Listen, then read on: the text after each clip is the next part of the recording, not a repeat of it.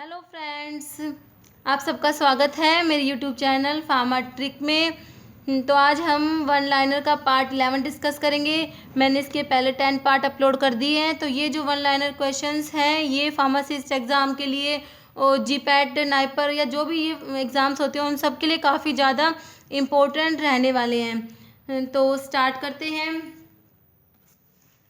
Question 1 है one of the following antihypertensive has a similar structure as that of diuretic agent chlorothiazide।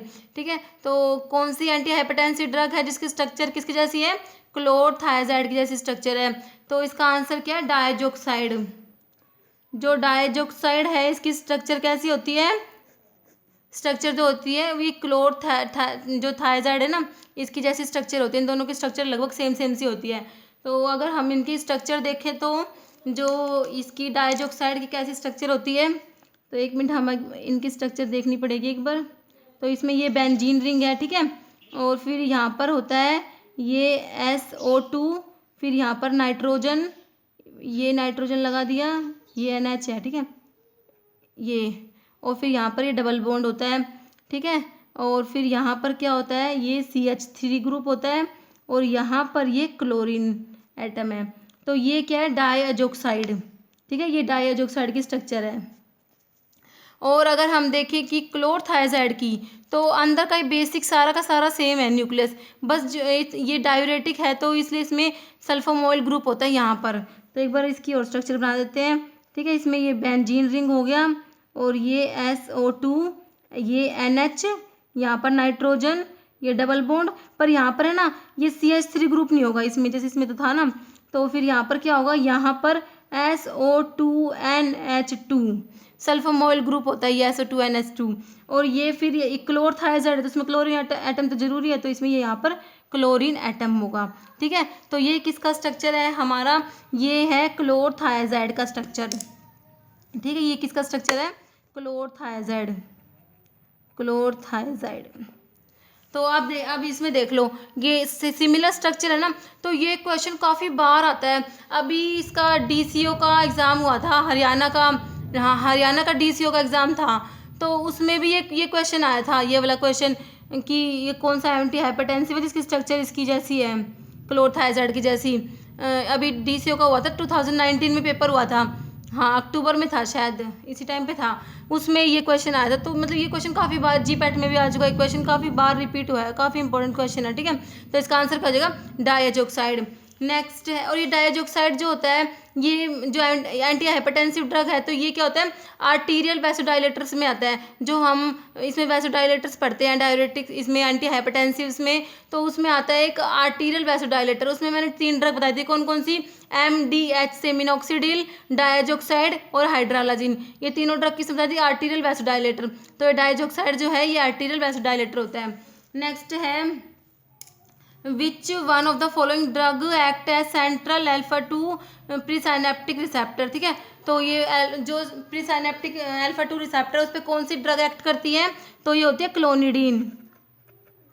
Clonidine जो है ये क्या होती है? प्रीसाइनेप्टिक अल्फा 2 रिसेप्टर एगोनिस्ट होती है, ठीक है, क्लोनिडीन।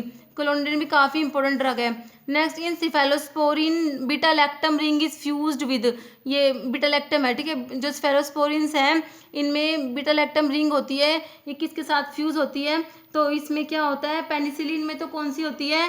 थायाजोलिडिन रिंग होती है बीटा लैक्टम रिंग के साथ, और सिफेलोस्पोरिन्स में कौन सी होती है? डाईहाइड्रोथायाजिन रिंग होती है, डाईहाइड्रोथायाजिन, ठीक है। तो ये याद रखना है कि सिफेलोस्पोरिन में तो बीटा लैक्टम रिंग के साथ है डाईहाइड्रोथायाजिन रिंग है, और पेनिसिलिन में है थायाजोलिडीन रिंग होती है। पेनिसिलिन में बीटा लैक्टम रिंग के साथ होती है थायाजोलिडीन रिंग। तो इसमें ये याद रखना है ना, इसमें कंफ्यूज हो जाते हैं, बट ये याद रखना है कि इसमें कौन सी है। तो इसका आंसर हो गया डाईहाइड्रोथायाजिन रिंग। तो ये जो पेनिसिलिन, सिफेलोस्पोरिन, ये सब क्या होती है? बीटा लैक्टम एंटीबायोटिक्स होती हैं, ठीक है। पेनिसिलिन, सिफेलोस्पोरिन्स, मोनोबैक्टम, कार्बापिनम, ये सब आती हैं इसमें। और ये जो पेनिसिलिन, सिफेलोस्पोरिन्स, इनका अगर मैकेनिज्म देखें तो ये क्या करती है? सेल वॉल की सिंथेसिस को इनिबिट करती है। नेक्स्ट है ethacrynic acid belong to the class of, तो ये इथाक्राइनिक एसिड किस में पढ़ते हैं हम, ये डायूरेटिक्स में आता है। तो ये क्या होता है, लूप डायूरेटिक होता है, लूप डायूरेटिक। ठीक है, इथाक्राइनिक एसिड क्या है, लूप डायूरेटिक है। और इसमें इसको ना ये फिनोक्सी एसिटिक एसिड डेरिवेटिव होता है। ठीक है, फिनोक्सी एसिटिक एसिड डेरिवेटिव होता है ये जो इथाक्राइनिक एसिड है। और ये लूप डायूरेटिक्स होते हैं, इनको हाई सीलिंग डायूरेटिक्स भी बोलते हैं या हाई एफिशिएंसी डायूरेटिक्स भी बोलते हैं। इनमें बहुत कॉमन एक फ्यूरोसिमाइड आता है। ठीक है, नेक्स्ट है, ये जो लूप डायूरेटिक्स होते हैं कहाँ पे एक्ट करते हैं, ascending limb of loop of Henle पे ये एक्ट करते हैं। नेक्स्ट है, two sugar which differ from one another only in configuration around a single carbon atom are termed as. तो ये क्या होते हैं, जो एक सिंगल कार्बन एटम पे डिफर करते हैं ये स्टीरियोआइसोमर्स, तो ये क्या होते हैं, एपीमर्स होते हैं। ठीक है, ये इन्हें क्या बोलते हैं, एपीमर्स।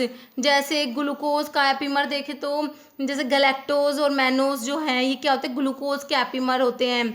नेक्स्ट जैसे ग्लूकोज और गैलेक्टोज ये C4 एपीमर होते हैं। नेक्स्ट है, which of the following anti malarial drug is safe during pregnancy. तो ये कौन सी एंटी मलेरियल ड्रग है जो प्रेगनेंसी में सेफ है, हमने कल पढ़ा था। एंटी मलेरियल ड्रग जिसको प्रेगनेंसी में नहीं देते, कौन सी थी वो, प्राइमाक्विन। ठीक है, हमने प्राइमाक्विन के बारे में पढ़ा था। अब आज हमें क्या पढ़ना है, कौन सी है जो प्रेगनेंसी में सेफ है, तो कौन सी है, क्लोरोक्विन। क्लोरोक्विन क्या होती है, इसको ये प्रेगनेंसी में सेफ होती है और जो है ये 4 अमीनो क्विनोलिन होती है क्लोरोक्विन। ठीक है, 4 अमीनो क्विनोलिन होती है। और ये क्लोरोक्विन के मैंने पहले बताया था, इसके और भी यूज़ हैं, जिसको जैसे इसको एक्स्ट्रा इंटेस्टिनल अमीबियासिस में भी यूज़ करते हैं, लेप्रा रिएक्शन में, फोटोजेनिक रिएक्शंस में, इन्फेक्शियस मोनोन्यूक्लियोसिस में, इन सब में भी इसको यूज़ करते हैं। तो ये सब भी याद रखना है। नेक्स्ट है, creatinine clearance is used as a measurement of. तो ये तो बहुत कॉमन सा क्वेश्चन है, तो इसका आंसर ग्लोमेरुलर फिल्ट्रेशन रेट। तो ये काफ़ी बार रिपीट होता है क्वेश्चन।